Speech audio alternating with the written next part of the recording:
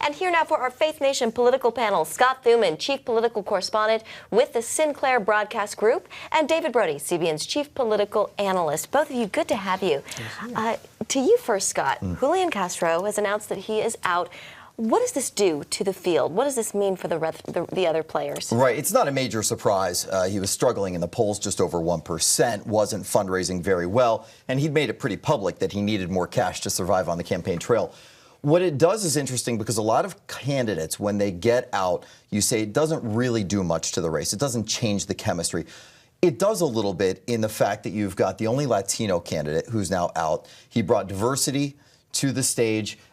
He was progressive in many ways. He challenged the other candidates. For example, when he was asked about whether or not you should decriminalize border crossings, he was right away pushing that. And it forced other candidates to make a stance one way or the other and go on record. So it does change things optically and also a little bit ideologically. David, speaking of diversity, this was supposed to be the most diverse group of candidates we've ever seen. It seems like that is becoming less and less.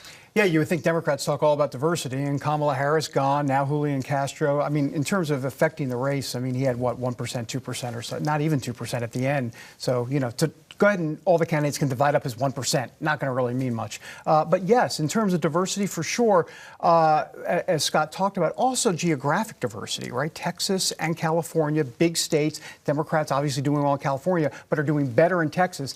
And no candidate at all from either one of those states right now. So that leaves 14 Democrats, 3 Republicans. Scott, as you tweeted earlier today, people tend to forget that there are Republicans who are running against President Trump, Joe Walsh, and someone you recently interviewed, Bill Weld, former governor. He's a long shot candidate. Why is he running? Sure. Well, look, they're in the same statistical problem that Julian Castro was. You're getting 1% to 2% if you're lucky some days, right? And of course, it's tough to compete against President Trump, who's taking money hand over fist. Right. I mean, we'll talk about those figures in a bit. Huge cash flow and great support within his own party. But there are Republican challengers, the two you mentioned. Governor Bill Weld's an interesting case because here's a guy who was a Republican and a successful governor in Massachusetts, which is a challenge in itself as a Republican.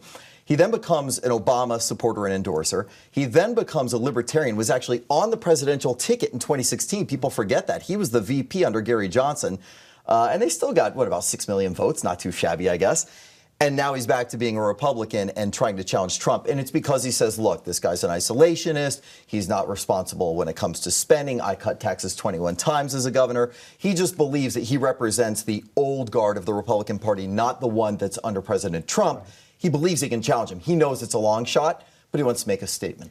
Scott, you touched on it. President Trump, he had an amazing fourth quarter, $46 million. The leading Democrat came in at 34.5. That's Bernie Sanders.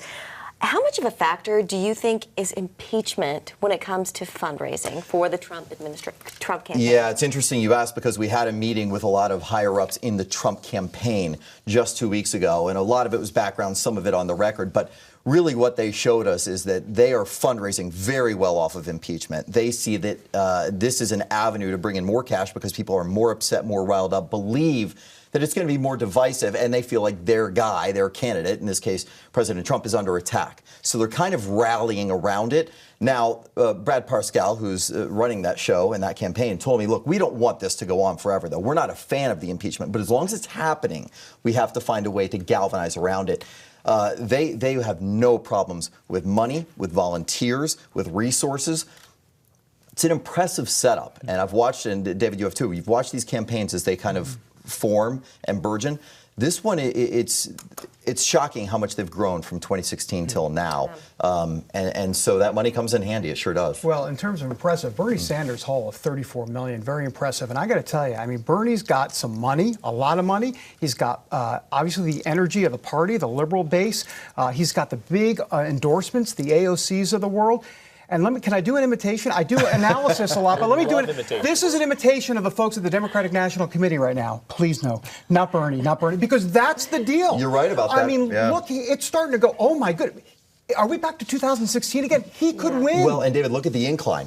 He's gone from 18 million the first quarter to 25 to 25 to now 34 and a half. That's right. That's significant. Yeah. And the number one occupation listed for donors was teacher. He's still getting those small dollar figures, and he's still saying that the other guys, the Buttigieg and the Bidens, they're taking corporate cash. We're not going to do it. We won't be holding to anyone. they can stick with that motto. How long it stays, how far it gets them, undetermined. Well, Scott Thuman, chief political correspondent for the Sinclair Podcast Group. David Brody, chief political analyst for CBN News. Thank you both for being with us.